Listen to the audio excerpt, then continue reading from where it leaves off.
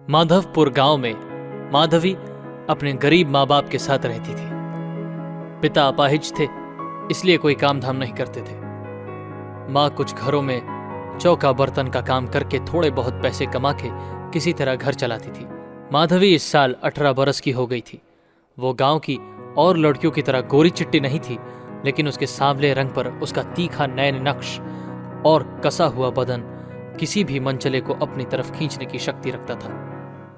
एक दिन गांव के बाहर बने चर्च में रहने वाला पीटर माधवी के घर आया और बोला, मेरी बात मानो और भेज दो माधवी को मेरे साथ शहर। मैं उसे अच्छी नौकरी दिलवा दूंगा। शहर में रहकर उसका भी जीवन संवर जाएगा और 4 पैसे कमाकर वो तुम दोनों का सहारा भी बन पाएगी। लेकिन बेटा, इसे शहर में क्या काम करना होगा? अभी तो छोटी है मेरी बेटी, इसे क्या काम मिल सकता है भला? अरे माँ जी, आप चिंता क्यों करती हैं? मैं इसे शहर के चर्च में फादर के पास रखूंगा। चर्च में इसे पूजा पाठ ही तो करना है, ये वहां सुरक्षित भी रहेगी। गरीब की मार से निजात पाने की चाह में माधवी की भोली भाली माँ ने अपनी बेटी को पीटर के साथ भेज दिया। माधवी भी एकदम भोली और मासूम थी। पीटर ने माधवी को शहर में एक शादीशुदा आदमी माइकल के घर में बेच दिया। माइकल की पत्नी और बड़ा बेटा विहान विदेश में रहते थे और छोटा बेटा विकी उसके साथ उसी घर में रहता था। पीटर के जाते ही माइकल ने माधवी को ऊपर से नीचे तक देखा और अपनी भारी आवाज में कहा, ये लड़की, आज से तू इसी घर में रहेगी और घर का सारा काम करेगी। भागने की कोशिश मत करना, पुलिस पकड़कर वापस यहीं लाएगी तुझे, समझ गई तो? जी मालिक, समझ गई। लेकिन मालिक, पीटर ने तो कहा था कि मुझे बस पूजा पाठ करना होगा और मंदिर में रहना होगा। माइकल ने माधवी की बात पर कोई जवाब नहीं दिया और चुपचाप ऑफिस चला गया। माधवी अपने काम पर लग गई। झाड़ू उठाकर उसने सभी कमरों की बारी बारी से सफाई की, फिर रसोई में जाकर अपने लिए कुछ खाना बना लिया। सफर और काम के थकान के कारण बेड पर लेटते ही उसे नींद आ गई। शाम को कॉलेज से विकी और ऑफिस से माइकल दोनों जब घर आए तो दोनों ने खूब शराब पी रखी थी। कहाँ है वो मछली पापा जिसकी आप पूरे दिन तारीफ कर रहे थे?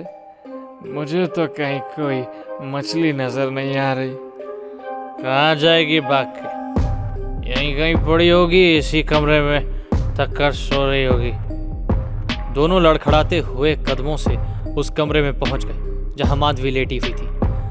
वो बेसुध गहरी नींद में थी और उसका दुपट्टा बेड से नीचे पड़ा हुआ था। Oh my God, she is so beautiful पापा। क्या कमाल की मछली फंसाई आपने।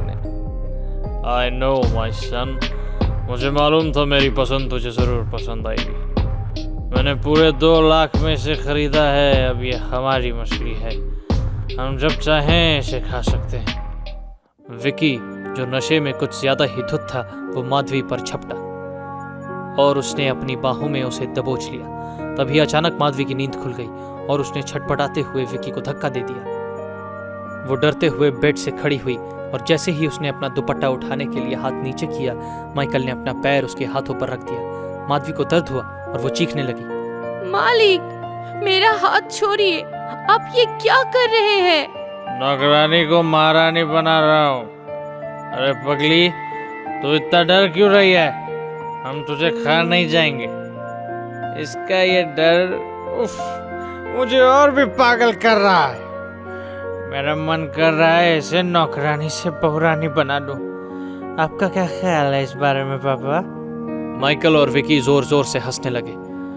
माधवी हैरानी से दोनों को देखे जा रही थी। उसे समझ नहीं आ रहा था कि ये सब क्या हो रहा है। तभी माइकल ने अपना पैर पीछे हटा लिया और माधवी ने अपना दुपट्टा उठाया और कमरे से बाहर जाने लगी। लेकिन आज माधवी की किस्मत खराब थी। उसके साथ जो होने वाला था वो कभी सपने में भी नहीं सोच सकती थी। विकी ने उसके बालों को पकड़ उसे बेड पर फेंक दिया और किसी भूखे भेड़िए की तरह उस पर टूट पड़ा।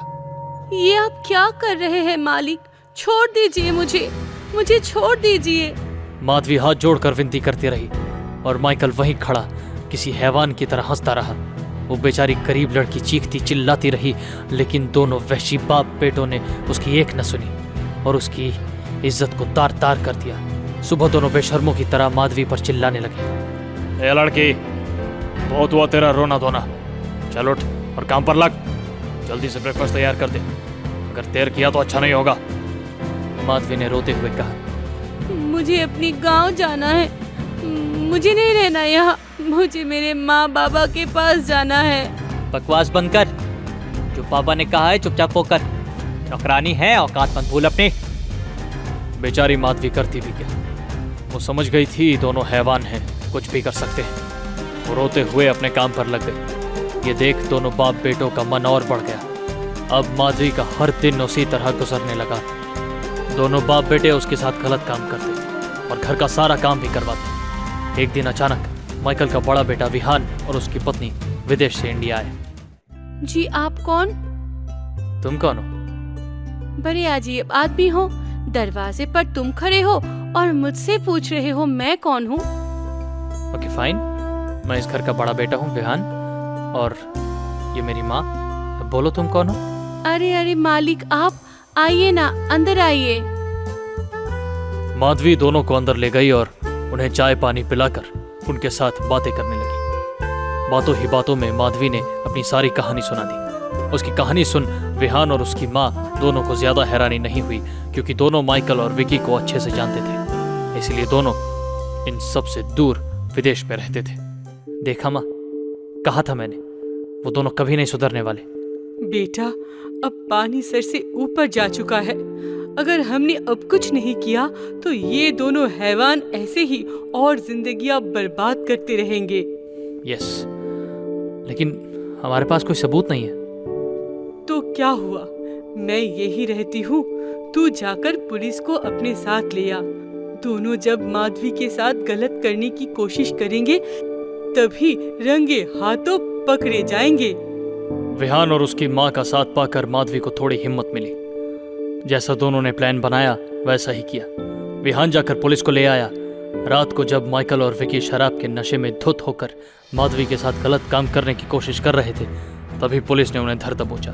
माइकल अपने बड़े बेटे और अपनी पत्नी को अपने सामने देखकर हैरान रह गया। दोनों हाथ जोड़कर अपने जान की भीख मांगने लगे, लेकिन पुलिस ने उनकी एक न सुनी और उन्हें गिरफ्तार कर जेल ले गई। आप दोनों का लाख लाख धन्यवाद। अब मैं अपनी गांव, अपने अम्मा बाबूजी के पास जा पाऊंगी। वहां जाकर क्या करोगी माधवी? किसी को तुम्हारी कहानी अगर पता चली तो कोई तरस नहीं खाएगा, उल्टा तुम्हारी इज्जत से खेलने की कोशिश करेगा। बेटी माधवी, तू मेरे बेटे से शादी करेगी? मैं तुझे अपनी बहू बनाकर अपने साथ ले जाना चाहती हूँ। बोल, तू चलेगी? नहीं माँ, ये वाला मुझसे शादी क्यों करेगी? मैं इसके जितना सुंदर जो नहीं हूँ। नहीं नहीं, ऐसी बात नहीं है, मैं करूंगी आपसे शादी। विहान और उसकी माँ माधवी की मासूमियत पर हंसने लगे। विहान से शादी करके माधवी नौकरानी से बहरानी बन गई। माइकल और विकी को उम्र कैद की सजा हो गई। माधवी अपने पति और सास के साथ विदेश चली गई और हर महीने अपने माँ बाप के लिए कुछ पैसे भेज देती। किसी ने सच ही कहा है कि हैवान और भगवान एक साथ ही रहते हैं इस दुनिया में। माइकल और विकी जैसे हैवानों ने माधवी की जिंदगी बर्बाद कर उसकी सारी खुशियां छीन ली, तो वहीं विहान और उसकी माँ ने भगवान बनकर उसे नई जिंदगी दी और उसकी सारी खुशियां लौटा दी।